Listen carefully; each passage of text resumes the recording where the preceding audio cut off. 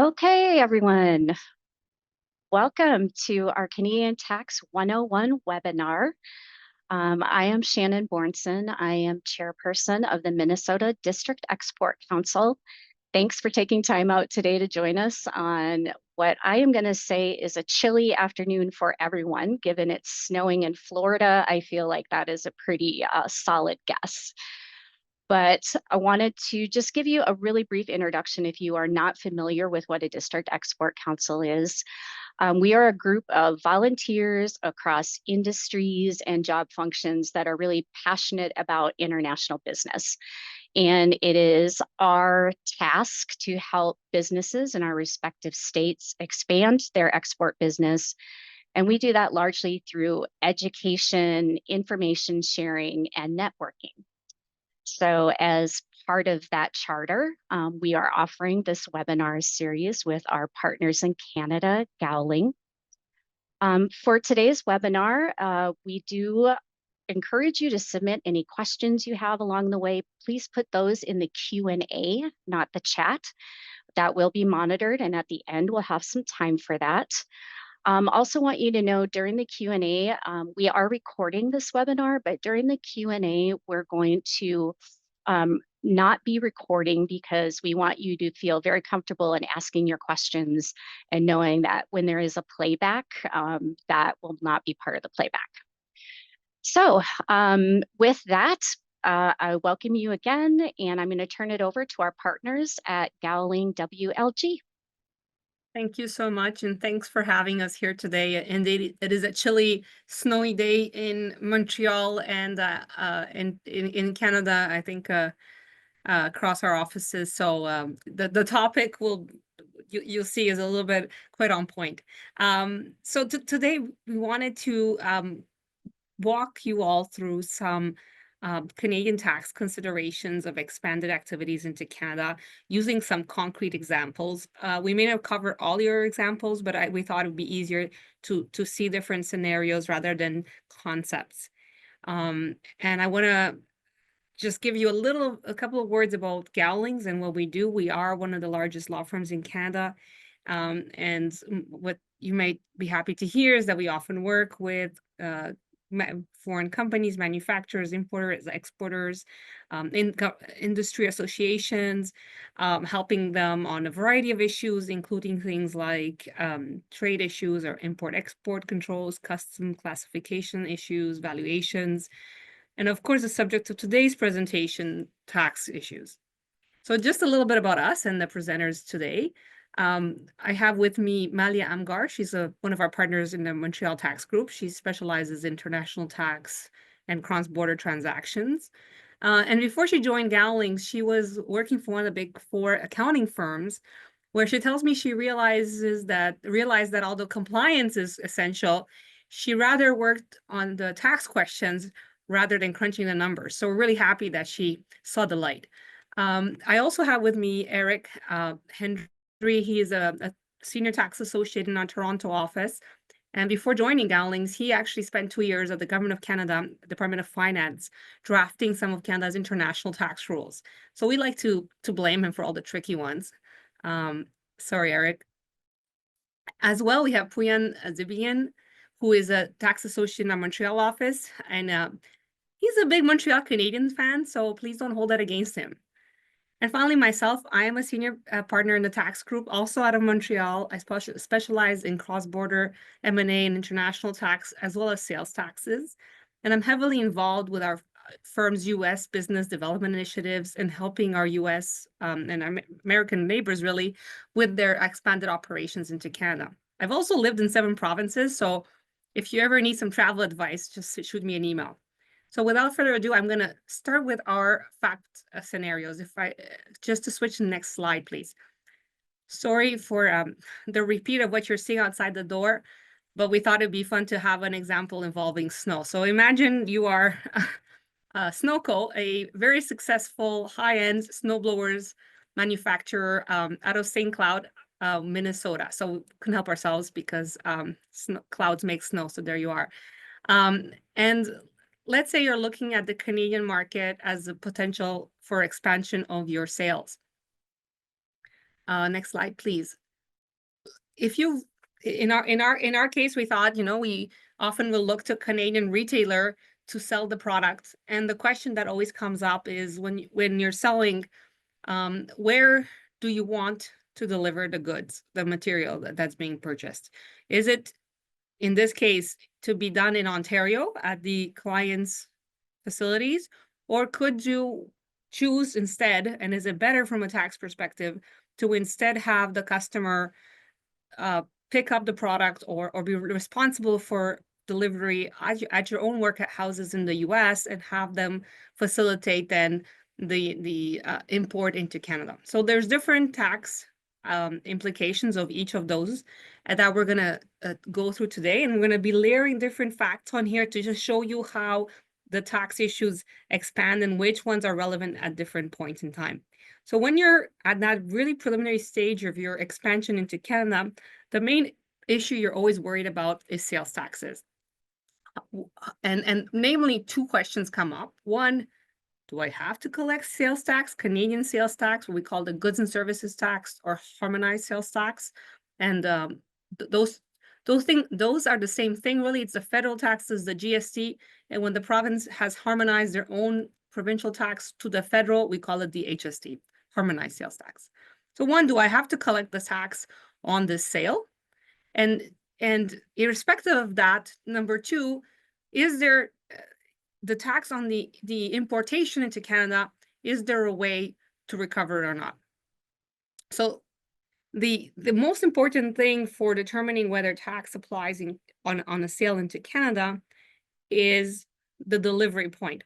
Where, and we call it delivery or made available. Where is the good delivered or made available to the buyer? And so there's a lot of different misleading terms that can seem like they're talking about the same thing when they're not. So you may have parts of your Incoterms that try to talk about delivery.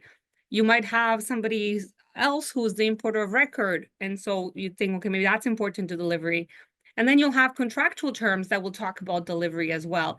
And so it's really from a Canadian perspective, the thing that we care about in deciding whether sales tax applies to the sale or not is where is the product delivered based on what the contract says and the governing law. So the Sale of Goods Act that applies. So if it's an Ontario governed contract, you look at the Ontario rules. If it's Minnesota governed, you look at those rules, et cetera, et cetera. So there's different things that need to align in order to make things easier for you. And that's something that you want to think about at the beginning of the journey and not afterwards when the tax authorities are asking questions. So let's switch slides and just focus for one quick second on the importer of record. This is something that can become very important to the ability to recover the sales tax on import. So in Canada, the importation is subject to GST if it's a commercial importer. If it's a consumer, such as myself, ordering something very nice from the US, which I often do, if I'm the importer of record, I'll also have to pay a provincial component of the sales tax. So that is always an issue and something that needs to be taken into account when you're putting in place how you want to deal with the sale. So if we turn to the first alternative, next slide, and I hope I did the colors right on this. Yeah, here we are. So option one, Snowco decides it's going to do what we call in Quebec, clé en main, key in hand, everything in. It's going to be delivering the product to the customer in Canada and Ontario. So question number one, do I have to charge sales tax, GST, HST in Ontario, because it's Ontario, that's 13% HST that applies on this sale? Well, that depends on, most importantly, whether or not Snowco is it already GST registered or required to be. So if Snowco is GST registered, then this is a sale where delivery, remember, made available, delivered, is in Canada, and Snowco needs to charge the GST on that sale. Okay, that was easy. But what if it's a scenario where it's the first time Snowco hasn't yet had to deal with Canada, so it's asking itself, well, should I be GST registered? Hold on, I don't know yet.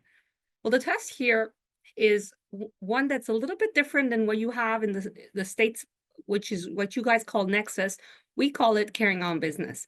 And carrying on business is a bunch of factors that are taken into considerations in different permutations to decide whether or not you're doing enough in Canada in order to be required to GST registered. So based on CRA's published fact patterns, simply selling and delivering it to Canada, like we're doing here, would not necessarily be enough to consider to be carry on business in Canada. But if you add some other layers to it, for example, let's say you had independent sales representative in Canada who's taking some orders, that together with the delivery might be enough to cause Snowco to be considered to carry on business. So need to register for the GST. So different criteria. There's also a de minimis rule. You have to have more than 30,000 Canadian, so that's a lot less than US dollars, of sales in the last quarter or in the last 12 months in order to go over the de minimis rule and have to register. So if Snowco is GST registered or is supposed to be registered because of these rules, needs to collect the GST. If, on the other hand, Snowco does not meet the criteria for registration, then we have what we call a deeming rule. So it changes reality, and we deem that sale, even though it's made in Canada, to be made outside Canada. So in this case, that would mean there's no obligation for Snowco to comply with all of the GST collection rules in Canada. Sounds good so far, but let's keep going. Next slide, please. So let's say there is no tax, but what happens here if Snowco is the importer of record on the importation? That means that Snowco is paying sales tax to the Canada Border Agency when it brings in the product. So obviously, if Snowco is registered, and just take a step back, I'm sure you've heard this and seen it before, but the Canadian GST regime is not one, is a value added. So that means every time everybody in the process pays tax, but the intermediaries are able to claim it back through what we call input tax credits. So we often talk about claiming back the GST. There's not an exemption certificate regime like you would have in most of the US sales taxes. So if Snowco is GST registered, it should be able to claim back that tax, no problem.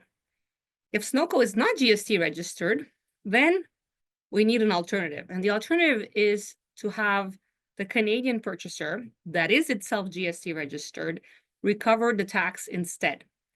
To do this, you need to provide the Canadian company with the custom documentation. So that's not always an ideal scenario because you might have to declare the value of the goods on import. It may not be the exact value you're charging the customer. And so you're sort of showing them the mechanics of your pricing, and it's not the great, but sometimes it might be an option. And just to be clear there, it's very important when we are trying to recover a tax that we cannot recover ourselves because we're not registered. If we're trying to recover a reimbursement of that amount on our invoice, we don't want to call it GST tax because every time we put the word GST tax, the government says that's money you're collecting for me. You need to send that to me. So instead, you want to say something like reimbursement of the amount. So to reflect that it's just a reimbursement and not a collection. You might say, well, okay, in this case, I don't love to have Snowco be the importer of record. I prefer that the Canadian company be the importer of record. You have to be careful. It works really well in scenarios where the Snowco company is not registered for the GST, because then Canco can just claim back the tax on importation and that's it. But there is one fact pattern that doesn't work very well, which is where a Snowco is GST registered, so collects tax on the sale in Canada, and Canco acts as importer of record and pays a tax and claims it back, because Canco then has 2 times the claim back of the sales tax paid, and oftentimes the Canada Revenue Agency will challenge one of the 2 refunds, and it's not actually supportable in that case, so it can be a tricky situation. So that's sort of the first option. What about the second option? If we go to next slide, please. Let's say that instead, don't want to have the hassle. The Snowco company decides, we're going to deliver the product to Canco in Minnesota and have them, have Canco then be responsible for bringing it into Canada. So in that case, it's a sale outside Canada, right? The Canadian sales tax should not apply, and you would have to make sure that you do what you need to from a Minnesota sales tax point of view to exempt the sale for export of the product. All right, so if we go to the next slide, we can think, okay, what about the importation, right? Now we're having to worry about sales tax at the border and who's going to be able to recover it. So again, questions we always ask is, who's the importer of record, and is the importer of record sales tax registered or not? So if it's Canco, and as you see here, like, it doesn't, just because contractually somebody is responsible for paying for shipping or for arranging shipping or for insuring, doesn't necessarily mean that it's their name as importer of record on the custom documentation. That's why there's a bunch of moving pieces to worry about, right? So if Canco is in fact the importer of record and it is GST registered, this is perfect. Canco can recover the tax it pays on import. If instead it's Snowco, so Snowco is putting its name as importer of record, and Snowco is GST registered, this is a situation where in fact Snowco cannot recover the tax because it doesn't meet the criteria for recovery, which is that it is bringing it into the product into Canada for sale or use in Canada. In fact, the sale happened outside Canada, so there is no recovery for Snowco.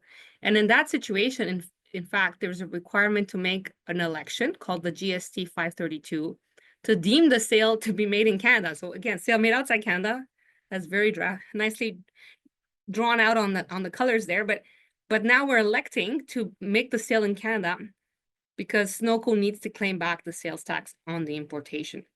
Problem with this scenario is that you need to make sure then that Snowco collects the tax on the sales invoice to the Canadian company, because now it's a sale in Canada, it's not exempt from sales tax in Canada. So everything has to match, but sometimes this can be a solution if you have the wrong name on, the Snowco's name on the importation documents, and you realize after the fact it might be possible to correct the situation, but you'll have to collect the tax also on the Canadian sale to the Canadian company.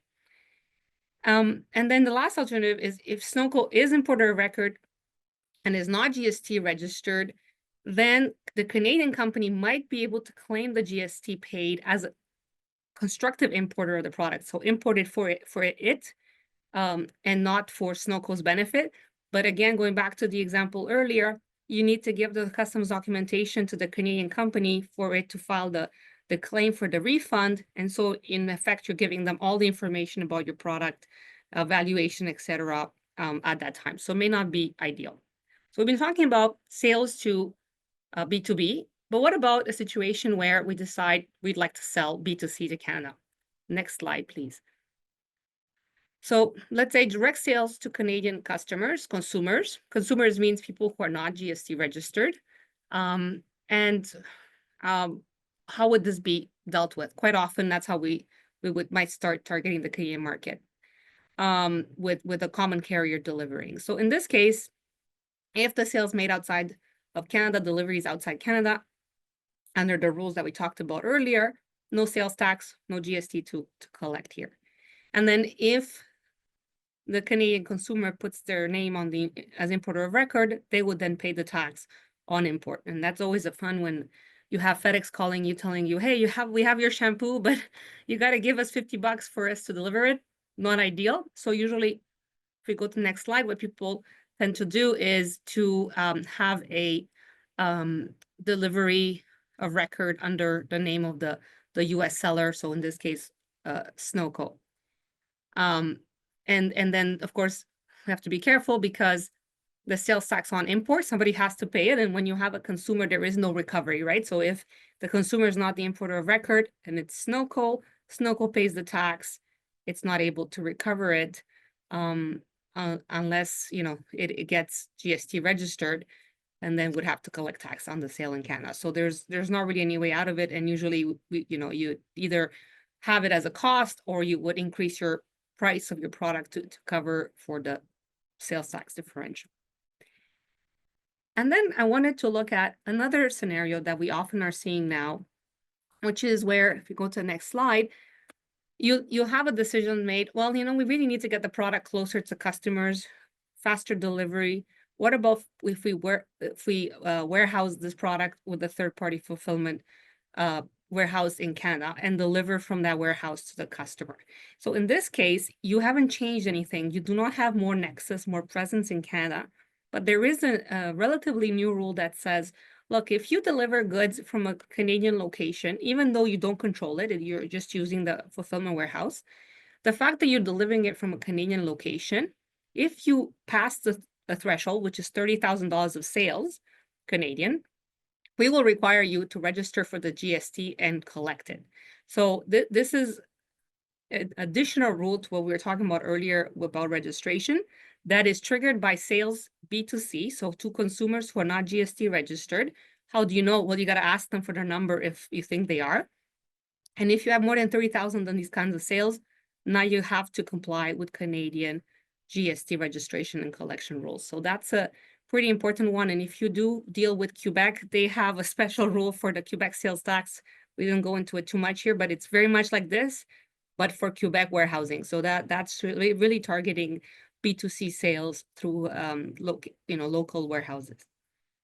And then I wanted to talk about another scenario that we see quite a lot, if we go to next slide, which is the scenario of Canadian suppliers. So let's assume that we're all talking about it. We don't deal with it here, but I think it is on top of mind.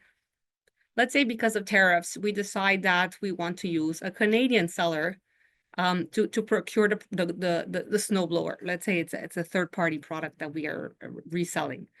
In this case, if you have a Canadian seller who is GST registered, selling to a non-resident company, our Snowco here, who's not GST registered, but then the delivery to the end, and who's then reselling to a Canadian purchaser who is GST registered. So you have two Canadian companies registered and one non-resident company not registered for the sales tax.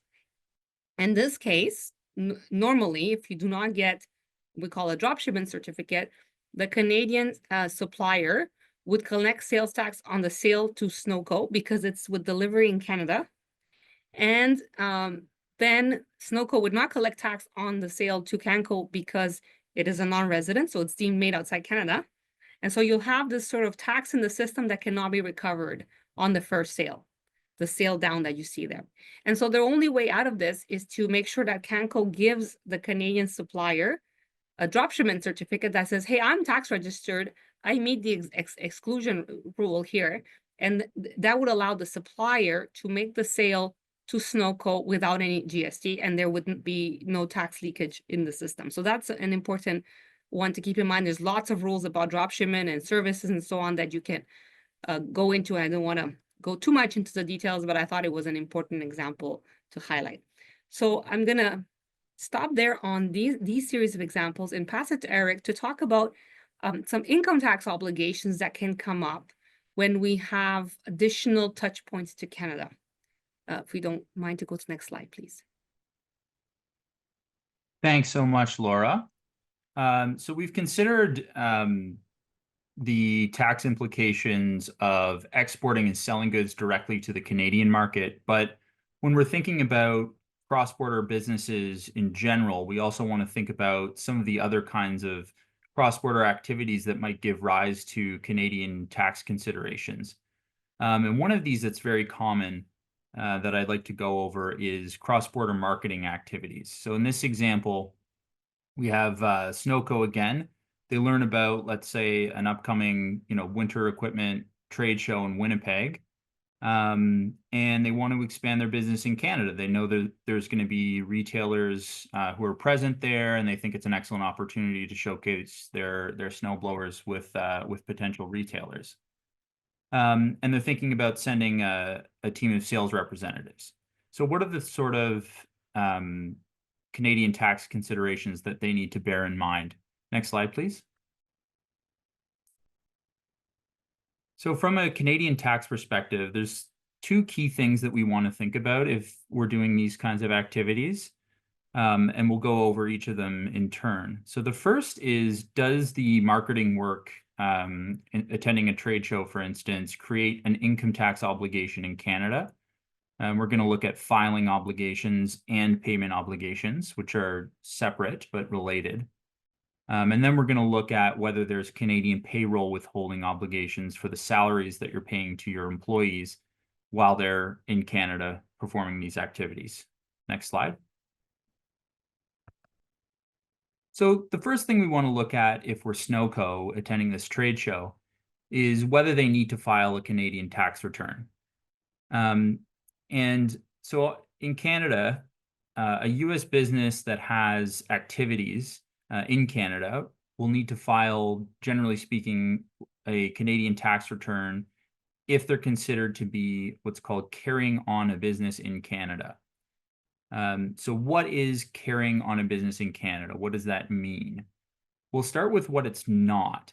The activities that Laura talked about are generally not going to meet that threshold of carrying on a business in Canada. So purchasing goods in Canada for export, selling to Canadian consumers directly outside of Canada, storing goods in a third-party warehouse, as Laura spoke about. Those will generally not be carrying on a business in Canada. Also holding Canadian property as a passive investment, that's also not generally considered carrying on a business in Canada. But apart from that, the threshold is actually quite low. And more active business activities, including attending a trade show, would generally be considered to be carrying on a business in Canada. So again, if you meet that threshold, that carrying on a business in Canada threshold, you've got to file a Canadian income tax return. Next slide, please. So the critical part here, though, is what goes in that return, right? So you've met that carrying on a business in Canada standard. The question is, do you have to pay tax in Canada on your business profits related to your Canadian activities? Or do you file what we typically refer to as a treaty-based return showing zero tax payable in Canada? That depends on whether your income earned in Canada is from what's called a permanent establishment, or PE. And that's because if a US business is eligible for benefits under the Canada-US tax treaty, that treaty says that even if you're carrying on a business in Canada, Canada can't tax the income unless it's from a PE. So PE is the key threshold here. If you don't meet that PE threshold, you're generally not going to have Canadian tax liability, even if you have to file a return. So what is a PE? Typically, we think of physical locations, but here's where Snowco needs to be careful. You can also have what's called an agency PE. What's an agency PE? Anytime you have agents who are habitually kind of exercising the authority to conclude contracts in Canada on behalf of a US business, you'll generally have an agency PE. So whether you have one or not depends on the facts, but it's usually going to be a function of the degree of independence and authority in the specific case. So basically, if you've got folks that are taking orders from the US and concluding contracts, whether or not they're an employee, you're probably going to have an agency PE and be liable to pay income tax in Canada to the extent of those activities. So going back to the trade show, Snowco is probably going to have Canadian filing obligations if it attends the trade show because it's carrying on a business. But to mitigate the risk of Canadian income tax liability, Snowco should avoid concluding contracts in Canada. So it should tell its employees who are attending, to only do things like showcasing products, collecting customer information, that kind of activities. Those are generally fine. Where you run the risk of a PE is, as I said, concluding contracts in Canada. You're going to want to restrict those activities if you're Snowco to the United States. So the other big thing to be aware of with cross-border activities like this is payroll obligations. So just as in the States, employers need to withhold taxes and Social Security when they're paying their employees. If you're sending employees to Canada, you need to be aware of these obligations as well, and whether any relief from these obligations could apply. So in Snowco's example, and we'll go into the details a little bit, they may have withholding obligations if they send their employees to the trade show in Canada. But if those employees meet certain certain thresholds, they could apply for a waiver to relieve these obligations. So generally speaking, this withholding requirement that I'm talking about comes from the general requirement in Canada to withhold taxes from salary that you're paying to employees. That applies to Canadian resident employees and non-resident employees. So it applies across the board. And it also applies if you've got a non-resident employer. So it's an important thing to be aware of, because as an employer, right, as a US company, you could be liable for the entire income tax of the non-resident employee on top of any US withholding obligations that you may have from a payroll perspective. And also from the employee's perspective, absent a waiver, and we're going to talk about that, the employees are going to need to file a Canadian tax return, even if they don't have any ultimate Canadian income tax payable. And they generally won't have Canadian income tax payable if under the Canada-US tax treaty, they're eligible for benefits and they don't earn they earn less than 10,000 Canadian dollars in Canada. And are in Canada for less than half of the year. So if they meet those two tests, they're earning less than 10K and they're not here for more than half of the year. Generally speaking, they're not going to have to pay Canadian income tax, but they will have to file a Canadian tax return. So let's say the employer withholds Canadian tax, employees don't have to file, don't want to have to file Canadian tax returns to get their money back, right? Because they need to file for a refund. So the best way to avoid all of this mess is to apply for a waiver. And my colleague Puyan will now discuss what we call Reg 102 waivers for payroll obligations. Thank you, Eric. So as you can imagine, if you have some US employees that come into Canada only for a few days, they don't necessarily want to have withholdings being done from a Canadian side on their salaries, and there is certain relief that is available in the form of a waiver that we can obtain. And there's two types of these waivers. One is a type of waiver that applies employee by employee, and the second is a more general blanket waiver that you can get as an employer. Here, Snowco could get as an employer that could apply to a whole set of employees that qualify certain conditions. The first waiver, which we call a Regulation 102 waiver, is a waiver that has to be applied and obtained by the employee. And generally, it's available to an employee who's meets certain conditions, the most important being that the employee is not subject to income tax in Canada under the Canada-US treaty, notably because they earn less than $10,000 for their employment services in Canada, and they're present in Canada for less than half of the year. This type of waiver is practical if you only have a few employees that come into Canada. Let's say Snowco has two or three employees that come into Canada for a few days a year. This can be obtained by their employees, and usually employees and employers work hand in hand to get those waivers. But as you can imagine, if Snowco has a lot of employees that come into Canada, it can be very cumbersome to get those type of waivers for every single employee. And also Snowco has to track which employee does have a waiver and which employee doesn't have a waiver to know on which employees' salaries Snowco has to withhold Canadian income tax. To remedy this type of problematic, there's a second type of waiver that exists, which we call a blanket waiver. The official term is a non-resident employer certification. And this is a type of waiver that is obtained by the employer, by a non-resident employer.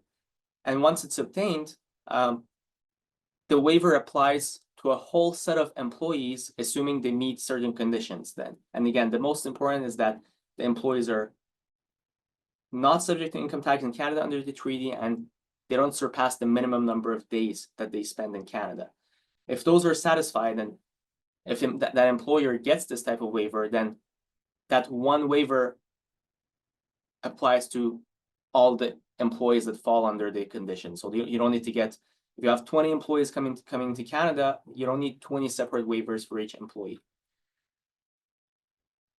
The tricky part about this waiver is that once you apply and get a non-resident employer certification, here at Snowco, it needs to make sure that it's compliant on all fronts with its Canadian income tax and sales tax obligations, because one of the conditions to maintaining this certification is that Snowco should be compliant with all of its Canadian tax obligations. If Snowco is not compliant with its income tax filings or sales tax filing, the CRA could revoke this waiver and Snowco would have to withhold again on the salaries it pays to its Canadian employees. So it's important to get advice and carefully monitor one, Snowco's activities and presence in Canada, and two, what the employees are doing and the number of days that the employees are present in Canada. We can go to the next slide, please. So now we move on to a bit of a twist to our scenario, and as you can see, we're adding more and more layers of presence in Canada as we move along through the presentation. So in the example that was introduced by my colleague Eric, Snowco was sending employees to come into Canada for trade shows to showcase the products, and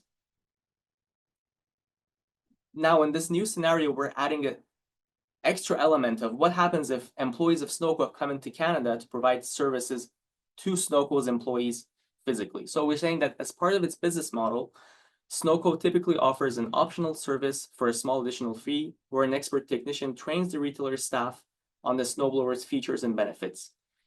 The company is considering whether to offer this training service to Canco and whether it will involve sending the technician from Minnesota to Thunder Bay in Canada for an on-site session, or to conduct that training virtually.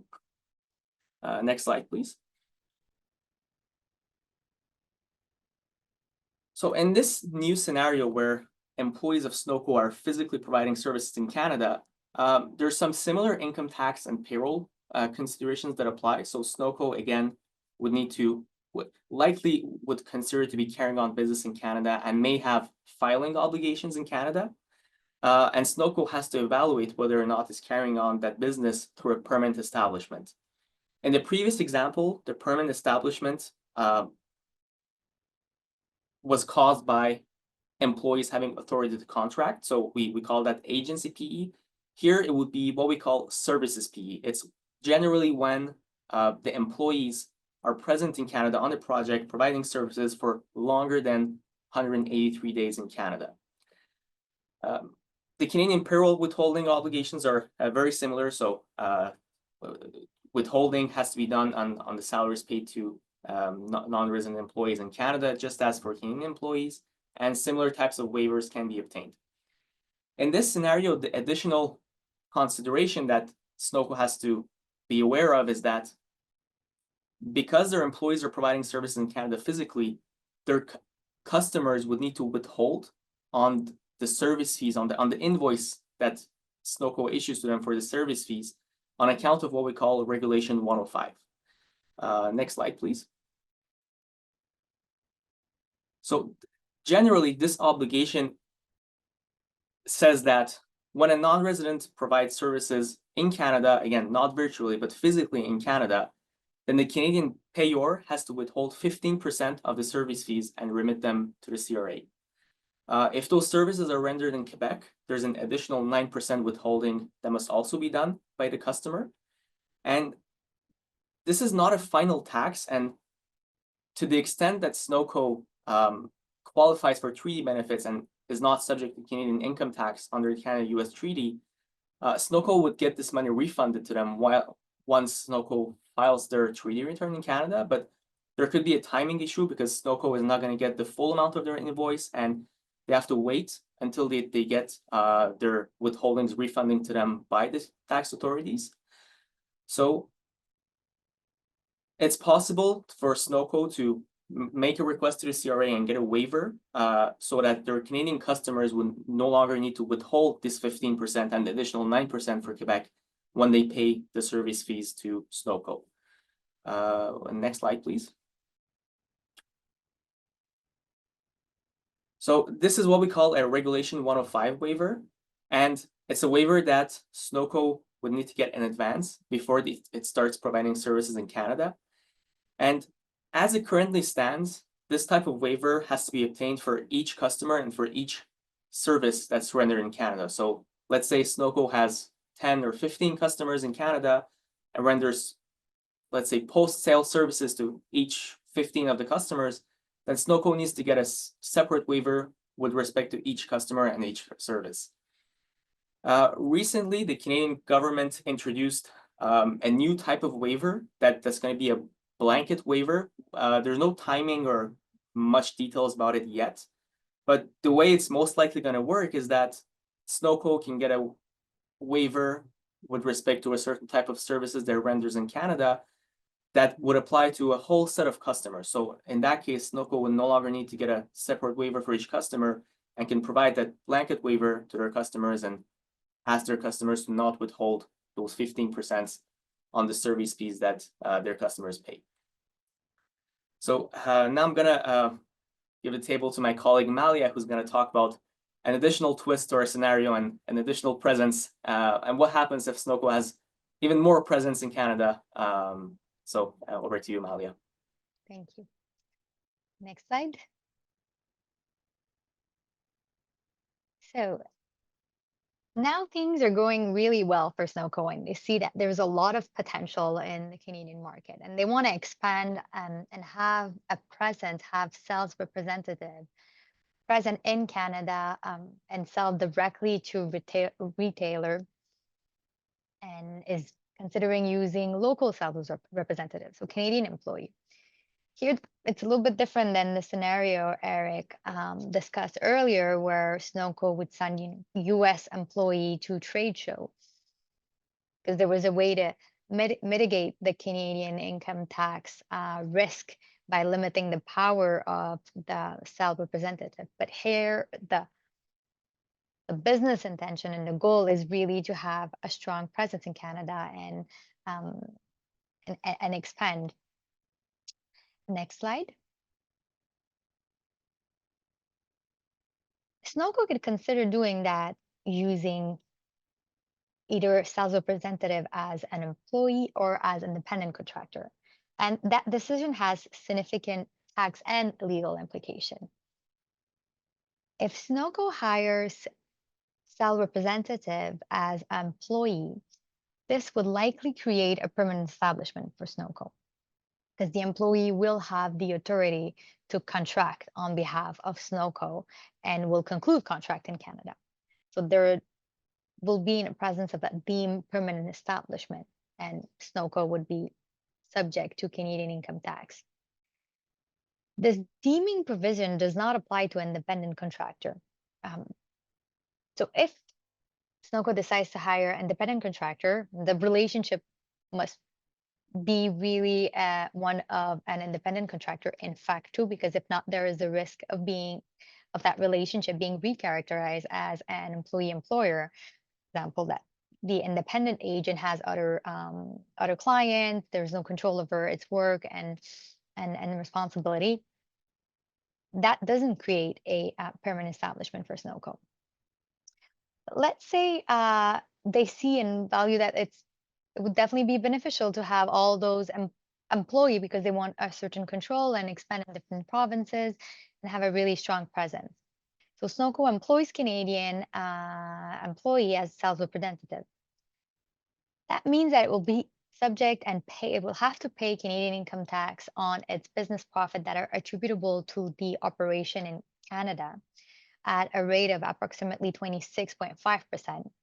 And in addition to that, there will be a branch tax at a rate of 5% that apply to the extent of any income that is not reinvested in Canada. There's an exemption on the first $500,000 of income. So the branch tax is in addition to the mainstream corporate tax. It's essentially a tax on the non-resident for the profit that is not reinvested. It's intended to be to apply a little bit the same way as withholding tax on dividend, when there is dividend being distributed out of Canada to a foreign entity. A bit of the pro and con to do to operate that way. We often see US entity operating through a branch in Canada when the operation are primarily or limited operation in Canada. One of the reasons is that Sunoco US entity is still is liable or exposed to all the debt, liability, and obligation of the Canadian branch. That's not a separate legal entity. There's also some administrative challenge that could come with operating for a branch, like the challenge hiring Canadian employee, opening bank account, for example.